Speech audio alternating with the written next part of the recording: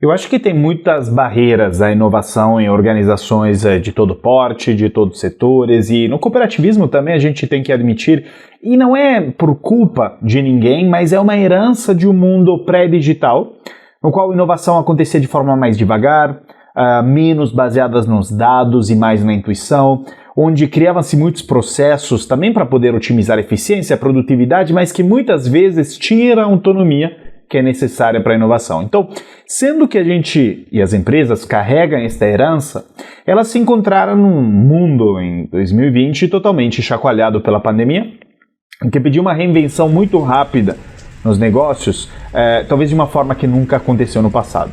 Sendo isso, se viu dividir um pouco o mundo dos negócios em duas grandes categorias de empresas, aquelas que conseguiram reinventar e tirar essas barreiras com rapidez, e são aquelas, que em muitos casos foi dito que aceleraram anos em semanas de negócio, conseguiram pegar esta onda e se reinventar, e as outras que ficaram um pouquinho para trás e, obviamente, sofrem mais com a inovação. Então, eu acho que o grande desafio de qualquer companhia é fazer parte do primeiro grupo, ou seja, identificar quais são as grandes barreiras à inovação e fazer com que ela sim seja solucionadora e não seja apenas algo para se fazer, como muitos casos acontece. Vamos fazer algo novo. Vamos lançar uma coisa tecnológica. Vamos fazer isso, aquilo, mas nem sempre resolve um problema de um cliente, nem sempre inova de fato.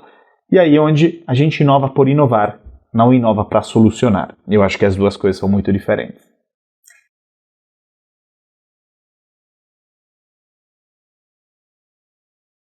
É desafiador porque, de novo, o ser humano, líderes, gestores e profissionais de todas as áreas e no cooperativismo também, a gente molda algumas crenças que nascem de nossos sucessos do passado. E volta um pouco ao tema da herança, que às vezes é uma trava à inovação, também a reinvenção e pensar diferente, ele sofre por algumas barreiras que são causadas por nosso sucesso do passado. Então a gente copia e cola aquele sucesso do passado, seja ele um modelo de negócio, um produto, um serviço, um processo, e a gente fica quase que na torcida para que ele dure quanto mais tempo possível. Só que a reflexão que eu quero trazer para quem de fato está nessa situação, ou pelo menos talvez nem perceba que está nessa situação, é se perguntar todos os dias, eu estou mudando na rapidez que meu cliente está mudando? Ou na rapidez que meu cooperado está mudando? Ou na rapidez que a tecnologia está mudando? Porque se a resposta for não, e a gente olhar para tudo que a gente faz é sempre a mesma coisa, sem introduzir coisas novas, significa que a gente não está pisando o suficiente no acelerador da mudança e estamos ficando cada vez mais desalinhados com o mundo e o mercado que quer coisas novas da gente, a gente continua fornecendo as mesmas. E aí esse gap vai ficar insustentável e vai vir alguém que preenche esse gap por conta nossa. Startups, competidores, empresas que nem existem hoje, mas irão existir devido a essa demanda que a gente deixa para elas. Tem duas características muito peculiares das cooperativas que, ao meu parecer, elas favorecem muito o papel do cooperativismo no momento que a gente está vivendo hoje. O primeiro grande ponto e característica das cooperativas, para mim, nasce um pouco da história do cooperativismo. Quando a gente vai para 1844, em Rochdale, na Inglaterra, quando os pais fundadores do cooperativismo se juntaram, nasceu fundamentalmente como uma reação a uma grande crise que a Revolução Industrial introduziu nos pequenos agricultores que perderam o poder de, negociar se eles vendessem seus itens agrícolas e seus produtos agrícolas de forma individual. Se juntaram e ganharam poder. E isso me faz pensar muito que o papel do cooperativismo é justamente aquele de se reforçar através de momentos de incerteza, de fazer com que as pessoas se juntem para poder verdadeiramente navegar momentos de alta incerteza e aproveitar dessa cooperação para verdadeiramente conseguir superar outras empresas que, diante disso, elas perdem aquele propósito comum da colaboração, e empresas que não têm justamente o modelo de cooperativa cooperado, onde o cooperado obviamente tem um grande incentivo em estar próximo da cooperativa, na sua sobrevivência e reinvenção e inovação. E o segundo ponto está muito atrelado a isso, é o papel da colaboração. Quando a gente olha para a inovação em empresas, tem uma grande diferença entre inovação e criatividade. Muitas vezes, porém, as empresas juntam essas duas coisas e acham que inovar é apenas ter belas ideias. E quando a gente olha para isso, belas ideias qualquer um pode ter de forma individual. O grande problema é que para concretizar estas ideias, você nunca poderá fazê-lo sozinho. Você precisa de colaboração de outras áreas e de alguém que tenha outra expertise. Então, a materialização dessas ideias passa através da colaboração.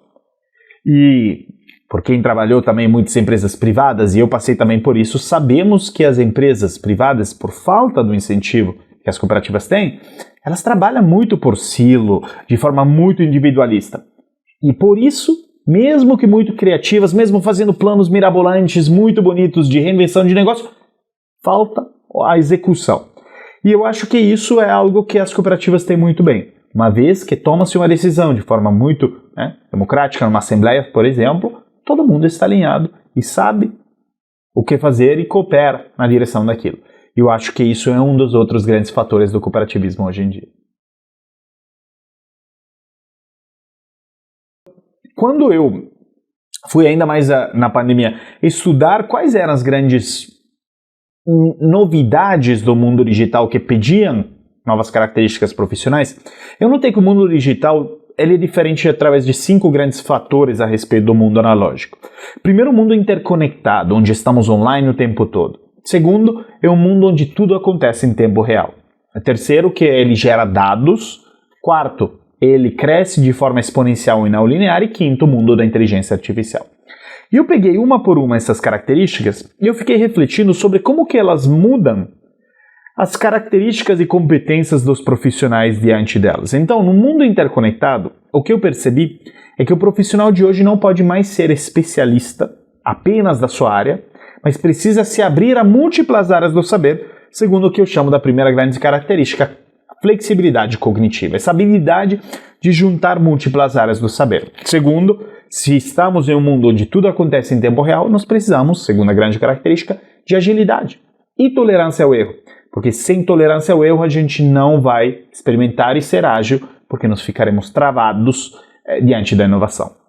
A terceira grande característica nasce dos dados, é o que eu chamo virar especialista de comportamento humano, ou seja, de entendermos mais o que o nosso cliente precisa antes mesmo que ele saiba expressar, como usando os dados à nossa disposição. Isso nos torna inovadores, antecipando suas vontades e seus movimentos. Quarta grande característica, um reflexo da exponencialidade, é o que eu chamo de pensamento crítico, ou seja, desafiarmos as crenças o tempo todo.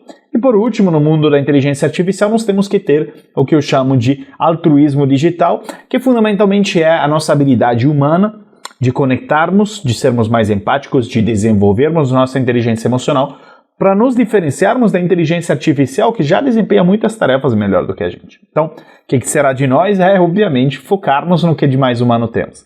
E juntando essas 5 grandes características, a gente tem um novo profissional, que muitas vezes não é aquele tradicional que é buscado pelas companhias, segue um perfil um pouco diferente, mas que hoje é aquele que está tendo mais impacto do que os outros.